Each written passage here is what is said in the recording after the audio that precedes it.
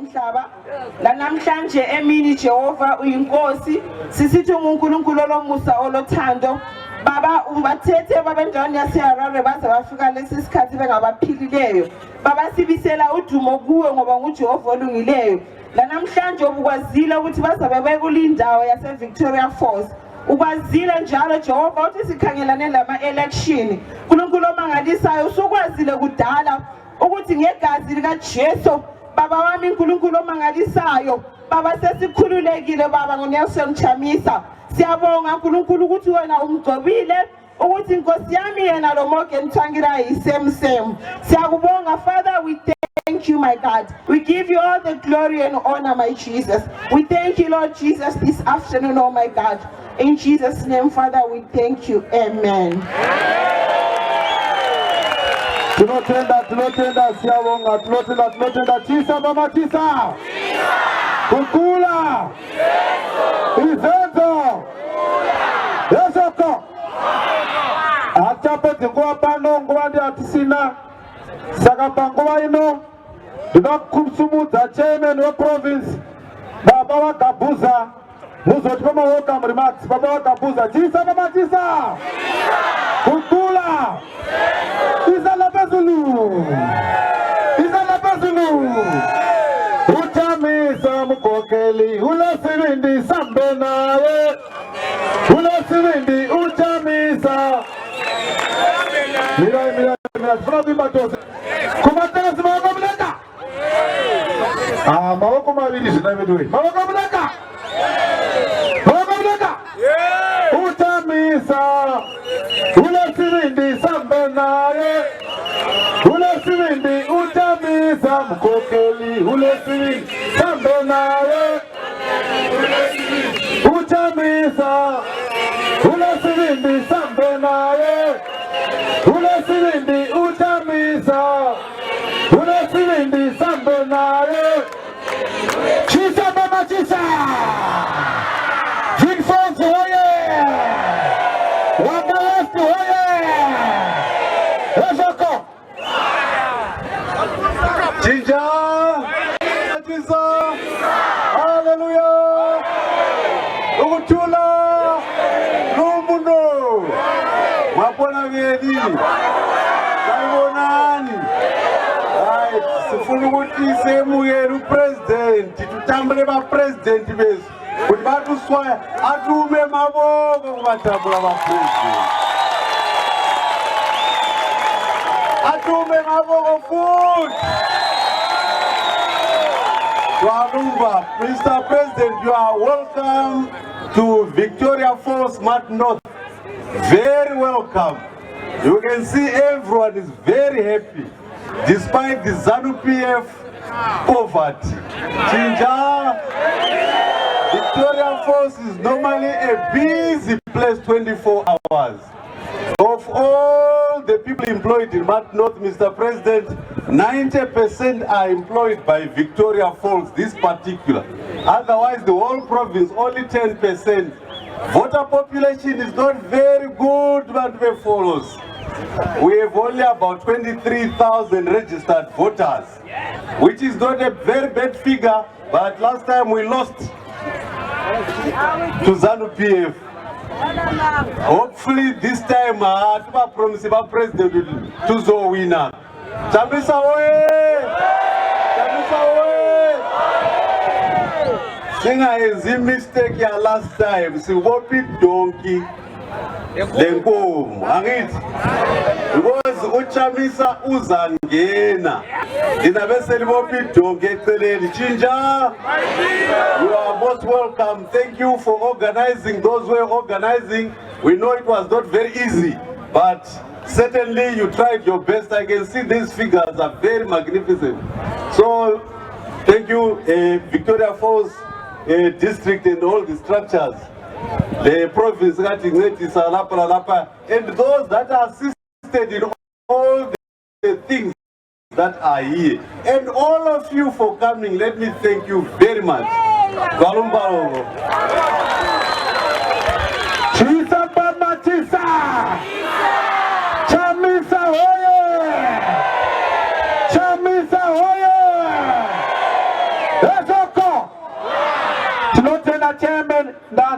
pano president, tinema villages ali pano, tinema headmen ali pano, tinokutendai, vakuru ali pano apa, thank you very much. Alchapa tinguva, pachinguva chino, ndaakutosumudza, baba vachidziva, chairman wemayuthi, Pastor Nemwi, Vondo, Maoko! Chamisa oye! Youth oye! Zimbabwe oye! Victoria Falls oye! Maoko mdenga izanda pezulu! Chinjaiwe! Maitira kwalo! Yoshoko! Aiwa, ngiyahlonipha upresident wethu ubaba advocate Nelson Chamisa, ngiphinde ngihloniphe bonke abakokheli khona ngapha, ngithi salibonani linjani. Yebo, inisa commander weHDiki mu MDC Alliance ndangosumuka panapa nemufaro wekuti zviso zvandiri kuona zvizhinji ndezveWHDiki. WHDiki ari pakati pedu, simudza ruoko tuone. Shinjaiwe yeshoko rwendo runo ndezveduo. SeveChidiki tinofanira kuti tirwese marwiro akaita varipo vakarwa vachiri veChidiki kusvika pavarapa.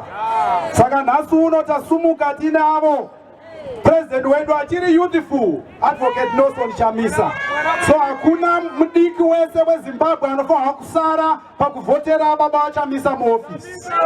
Chinjaiwe maitira kwayo yeshoko musi wa 30 July tese tiri kuenda kunovhotera nyaya yemabasa. Mindiro yedu ndi Nelson Chamisa. Musi wa 30 July tiri kuenda kunovhotera better education. Mindiro yedu ndi Nelson Chamisa. Musi wa 30 July tiri kunovhota kuti ino Victoria Falls, ino Mart North iwanikwewo ichinziyane Polytechnic. Mindiro yedu ndianiko? Chinjaiwe maitira kwayo yeshoko veChidiki veVictoria Falls. If we fail to vote wisely pa 30 July, vazhinji venyu tichasvika retirement age tisina kumbobata payslip. Mindiro yedu kana uchida kuti uzofa wakabata payslip, vote Nelson Chamisa come 30 July. Chisa mama chisa Gukula Izenzo Dodzoka ndichiti neuwandu wenyu zviri pachena kuti election iri kuuya tiri kuiwina. Asi kana taiwina isu tinofanira kuva able to safeguard it.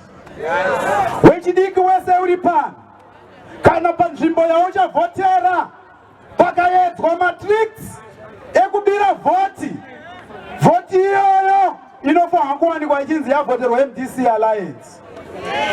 Tiri kuwanana? Hakuna polling station muno munyika yeZimbabwe inofanira kubuda maresults anoratidza kuti ZANU-PF yawina nekuti kunenge kwabirirwa. There are no normal Zimbabweans who can vote for ZANU-PF. There are no normal Zimbabweans who can vote for corruption. There are no normal Zimbabweans who can vote for murderers. There are no normal Zimbabweans who can vote for these old ancient dictators. Chisa mama chisa yeshoko saka hapana polling station yachiaccepta. Inisa leader Comrade Vondo, I will not accept ZANU-PF victory because I know Zimbabweans are normal. Chinjaiwe maitira kwayo yeshoko saka WeChidiki wese garai makagadzirira nguva iya yakwana. Ndafara panapa kuti Victoria Falls maratidza kuti tiri kufamba nenyaya yeshanduko. Advocate Nelson Chamisa ndo mindiro yedu pane zvose. Isu seveChidiki tine mufaro nekuti baba vaTsvangirai vakatisiyira mhodzi inogona, mhodzi ine pundutso, mhodzi inotya Mwari naIshe hazvikoni. Chinjaiwe maitira kwayo yeshoko ngatiimbei zvedu wechidiki hande tinovota. Toti wechidiki hande Votera Chamisa, wechidiki hande tinovota. Chamisa vana my way hande tinovota. Chamisa vana baba tishisumuza mungo tina vanavota. Chamisa vorose hande tinovota. Chamisa vakomana hande tinovota. Chamisa gorerino hande tinovota. Chamisa wechidiki chiza baba chiza hakuna masara. President ndichifamba ndasendera ma message neumwe andichibvondo pamuchataura emphasize this. Ndoda kuti ndizvitaure kuitira kuti munhu mozvitaura organize asi ndichazvitaura zvakare. Isu tiri veMDC Alliance. Tiri veMDC Alliance. Simbu yedu inenge ina President Nelson Chamisa vakapfeka sutu vari netai vari pakati peroko. Tati tiri veMDC Alliance. Chanza chekurudyi china President Chamisa pakati vakapfeka sutu. Ndizvo here izvo? MDC Alliance. MDC Alliance. Tisakanganwe. Tinotenda leader Bvondo, tinotenda Chinja maitiro Chamisa chete 2018 Sanibonani Victoria Poso Muhle linjani. Yenza thatha leli thuba ukuhlonipha upresident wethu ubaba uNelson Chamisa. Ngibe sengikhuluma lani ikakhulu omama, ngizagcila kakhulu kubo omama. Omama asibopheni iziqine, angithi yithi esazi udubo, yithi esazi konke, yithi esazi ukuthi abantwana badlile, yithi esilabantwana abasegoli ababuya sebefila, ngithi so impendulo yethu ukuthi abantwana bethu basebenze, abantwana bethu baphenduke egoli, yikuthi mhla ka-30 sihambe siyovotela ubaba uNelson Chamisa. Angithi yithi esaziyo konke ubaba uChamisa ehlezi khona phana wazalwa yithi, angithi thina samenza ukuthi abe ngupresident, sizamenza futhi mhla ka-30 ukuthi abe ngubani, abe ngupresident, angithi siphume ngobuningi bethu labantwana bethu. Abantwana bethu yithi esilodubo labantwana abangakaze basebenze, lakhathesi ukusebenza kabasakufuni ngoba kabakwazi ukuthi ukusebenza kuyini. Natsho siyavumelana. So mhla ka-30 siyabe siyavotela ubaba uChamisa. Mhla ka-31 imisebenzi yavuleka, abantwana bethu bahamba ngaphi emsebenzini. So ngiyalikhuthaza lonke, simthembisa futhi njalo sonke ubaba uChamisa ukuthi siyahamba siyomvotela ngobuningi bethu mhla ka-30. Njalo futhi ngiyalicela futhi bomama lonke liphume ngobuningi benu sihambe siyovotela ubaba uChamisa, ngithi njalo ubaba uChamisa akasiwe yedwa okumele avotelwe. Siyazwisisana? Uvotela ukhansila we-MDC Alliance, angithi sivotele ukhansila we-MDC Alliance, angithi ekugcineni sigcine sesivotela ubaba uChamisa as upresident weZimbabwe, angithi songela sonke ungayavota ungumama, uqeda ukuvota uyeguduza abantu elayinini yakho yonke ukuthi kabasukume, simeke sure ukuthi wonke umuntu usukume wayenza njani, wayavota. Ngiyabonga ithubethela nginika lona. Ngiyabonga mphathi omsebenzi. Thank you. Murna Muritoko. Tisa la Pesulu. Chisa Pama Chisa. 2018. Tidi vanhu vanokanganwa ndizoka 2018 Chamisa chete 2018 munhu wese kupi kubasa 2018 mari pati maoko mudeka tose maoko mudeka kumateresi maoko mudeka 2018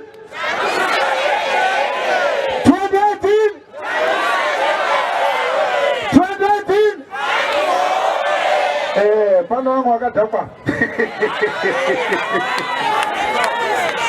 mavutu apana bachisa mamachisa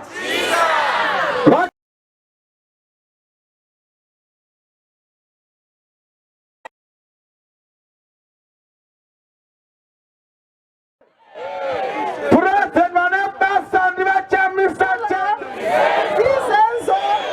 vachamisa vachangwari panamba 2 panamba 2 ukatora band paper rako woenda panamba 2 woona vachamisa ndopo vanenge vari papo wongoti chinja maitiro ezvokodzi kustate house wapedza chisa mamachisa kukula ezvoko mukati meruoko mukati mechanza ndo munenge mune our president mongoona handsome face dzina basa muri kunzwa here varimo imomo vakarwa bhachi ravo vakarwa tai yavo yakasvonakanaka ipapo woisa x ipapo wozvati nzara yadini yapera nzara yadini saka ndikati kansela munhu wese MDC Alliance ndizoka tikati MP MDC Alliance tikati president MDC Alliance handizvo here mavako mudeka kansela MP president zvirere maoko munogona panguva inore ngandisumudze honorable Mpariwa, our deputy secretary general.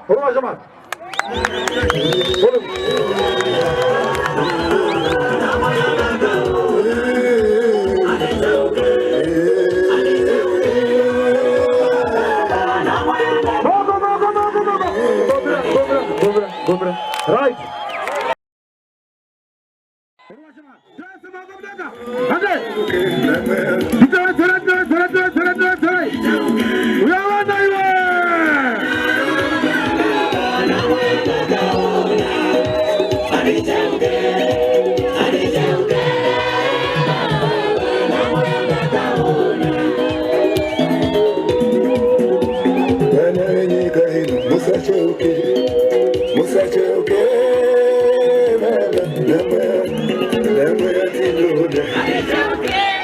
Chisa Baba Chisa. Chisa Chamisa Chisa. Esako. 2018. Chamisa Chete. Esako. Salibonani longi. Ni chamba utingi itandi utingi bongi ulokuse umphathi owe Mike uMC wethu ithe kubingelele ngihloniphe upresident wethu lo nkokheli zonke ezivele ku Alliance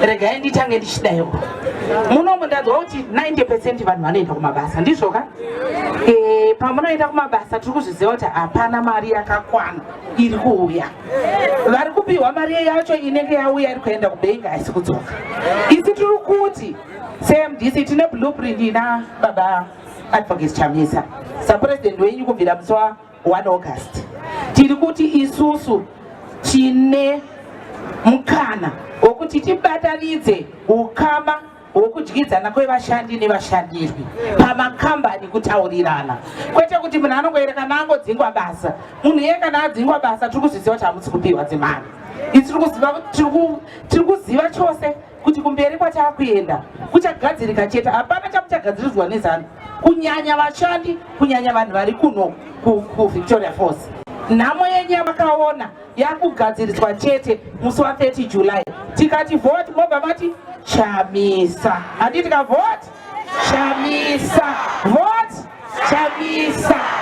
Sonzela nina lonke ukuthi mutaka 30 July lonke livoteli i-alliance candidates anjo ukhansela u-MP lo president wethu u-advocate Nelson Chamisa. Ndiko kuti kumabasa kushandike, ndiko kuti vashandi vabatanidzwe. Tine Labour Act vari zvino isingabatanidze vashandi vanoshanda muhurumende nevashandi vanoshanda kuprivate industry. Izvozvo zvakangooma. Tine madzimai vanoenda kumaternity leave vasingapiwe mari yakakwana. Ndiani asingaziva kuti madzimai kana vachienda kumaternity leave vari kuburitsa makansela amangwana, vari kuburitsa ma-MP amangwana, vari kuburitsa utungamiri hwamangwana. Saka tiri kuti vote Nelson Chamisa for president nokuti upenyu hwedu unodi unoita zvakanaka. Chisa Chamisa, chisa yeshoko nyabo.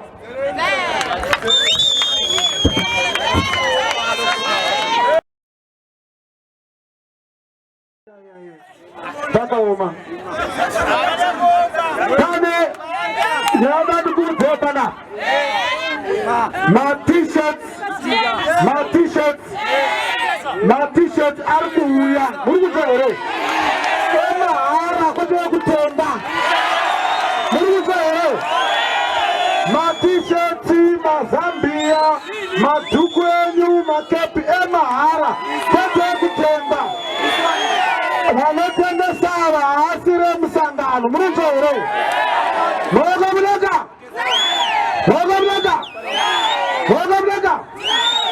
Chamisa, Chamisa, Chamisa, my wana. Chamisa, Chamisa,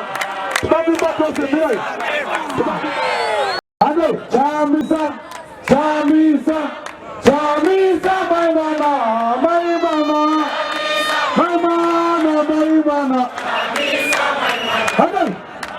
Chamisa, Chamisa, Chamisa, my wana.